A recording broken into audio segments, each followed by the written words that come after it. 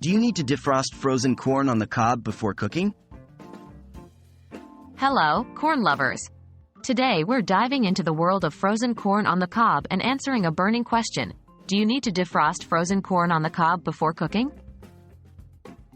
Why freeze corn on the cob?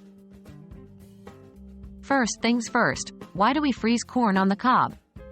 Freezing helps to preserve the freshness and sweetness of the corn, making it available for our enjoyment all year round. By the time you're ready to enjoy your frozen corn, the big question arises, should I defrost it before cooking? Do you need to defrost?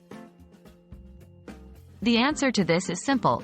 No, you don't need to defrost frozen corn on the cob before cooking it. The beautiful thing about corn on the cob is that it can go straight from your freezer to your pot of boiling water, grill, or oven. No defrosting needed. It will not only save you time but also helps in maintaining the corn's delightful crunch. How to cook frozen corn on the cob? So how do you cook it?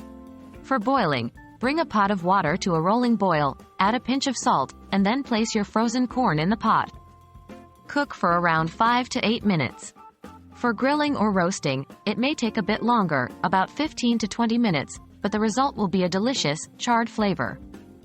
Remember to turn it occasionally to get an even cook. So there you have it. No need to worry about defrosting your frozen corn on the cob before cooking.